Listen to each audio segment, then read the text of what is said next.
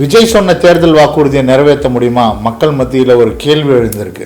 நண்பர்களே, விஜய் சொன்ன தேர்தல் அறிக்கையை நடைமுறைப்படுத்தணும்னா எவ்வளோ பொருளாதாரம் தேவை? குறைஞ்சபட்சம் 70,000 கோடியிலிருந்து 1 லட்சம் கோடி ரூபாய் வரைக்கும் தேவைப்படும். நம்ம தமிழ்நாடுடைய வருவாயே 3.5 லட்சம் கோடி தான். இதுவே டெபிஷியட்ல வந்துட்டு இருக்கு.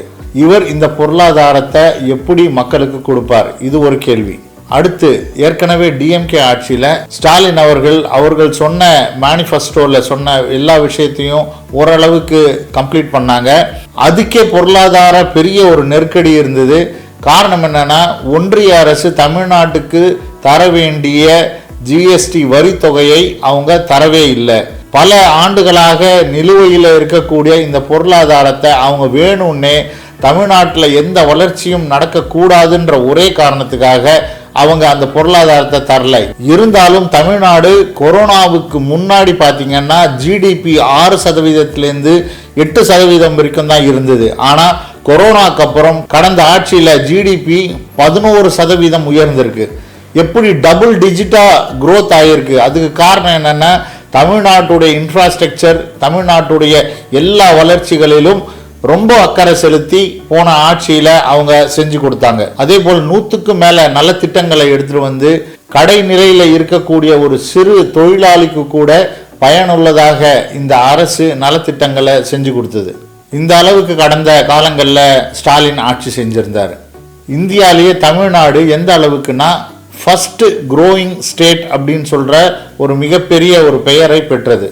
தமிழ்நாட்டினுடைய அரசியல் வரலாற்றில் இந்த தேர்தல் முடிவு ஒரு மிகப்பெரிய கேள்விக்குறியாக நம் மத்தியில் நிற்குது. தமிழ்நாட்டினுடைய வரலாற்றில் 40 ஆண்டுகளுக்கு முன்னாடி எம்ஜிஆர் ஆட்சிக்கு வந்தார்.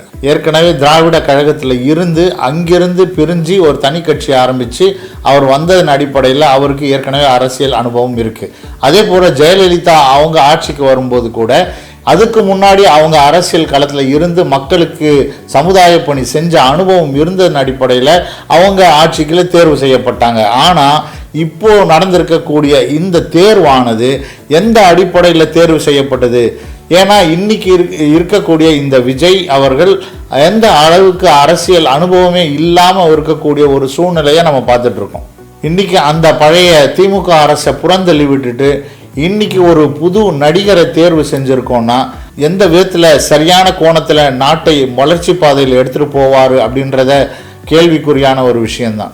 இன்னைக்கு டிவிகே கட்சியில் 234 தொகுதியில் இருக்கக்கூடிய வேட்பாளர்கள் எந்த அளவுக்கு அவங்களுடைய தொகுதியில் அவங்களுக்கு பெயர் போனவங்களா இருக்கிறாங்க, எந்த அளவுக்கு அவர்கள் சமுதாய பணியில் ஈடுபட்டிருக்காங்க, எந்த அளவுக்கு அனுபவம் இருக்கு அப்படின்னு பார்த்தா எதுவுமே இல்லை.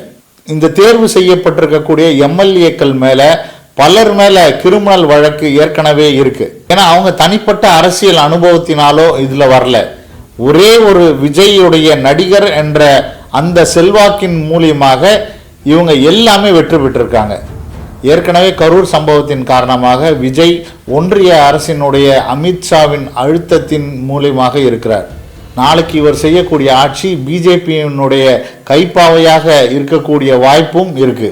ஏன்னா வரக்கூடிய விஜய் தலைமையில் நடக்கக்கூடிய ஆட்சியில் ஒன்றிய அரசினுடைய இந்த சனாதனத்திற்கு ஆதரவான விஷயங்கள், இந்துத்துவாவுடைய சிந்தனை, டீலிமிட்டேஷன், மும்மொழி கொள்கை, ஹிந்தி திணிப்பு, நீட் எக்ஸாம், சிஏஏ, புதிய கல்விக் கொள்கை, ஹிந்தி சமஸ்கிருதம் கட்டாயமாக படிச்சே ஆகணும், மாநிலங்களுக்கு சுய அதிகாரம் இல்லை, சென்ட்ரலைசேஷன் மத்திய அரசு தான் முடிவெடுக்கும் அப்படின்ற ஒரு விஷயம்.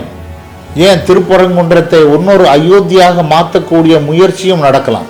ஏற்கனவே திராவிட அரசால பல காலங்களாக இந்த மண்ணில் இருக்கக்கூடிய கனிம வளங்கள், மைன்ஸ் அண்ட் மினரல்ஸ் இது எல்லாமே பாதுகாத்து கொண்டு இருக்கக்கூடிய ஒரு அரசாக இருக்கிறது. ஆனால் இந்த பாஜக அரசினுடைய கைப்பாவையாக மாறும் பட்சத்தில் இந்த ஒன்றிய அரசு தமிழ்நாட்டில் இருக்கக்கூடிய கனிம வளங்களை எல்லாம் அவர்கள் நேரடியாக தமிழ்நாட்டினுடைய மண்ணில் இருக்கக்கூடிய வளங்களை எல்லாம் சுரண்டக்கூடிய ஒரு வாய்ப்பும் இருக்கிறது. ஒரு விஷயம் புதுமையா இருக்கு. என்ன விஷயம்னா, சட்டமன்றத்தில் தேர்வு செய்து போகக்கூடிய இந்த எம்எல்ஏக்கள் எல்லாருமே இளைஞராக இருப்பாங்க. பல விஷயங்களை விரைவாகவும் துணிவாகவும் சாதிக்க முடியும். அப்படியாப்பட்ட பலம் இவர்களுக்கு இருக்கு.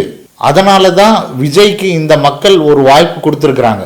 இவங்க எந்த சமுதாய விழிப்புணர்வோட எந்த பொறுப்புணர்ச்சியோட தன்னுடைய தொகுதியினுடைய மேம்பாட்டிற்கு, தன்னுடைய தொகுதி மக்களுடைய மேம்பாட்டிற்கும் வளர்ச்சிக்கும் இவங்க எப்படி செய்வாங்க அப்படின்றது தான் ஒரு கேள்விக்குறியா இருக்கு. மீண்டும் அடுத்த ஒரு பதிவில் சந்திப்போம். நன்றி.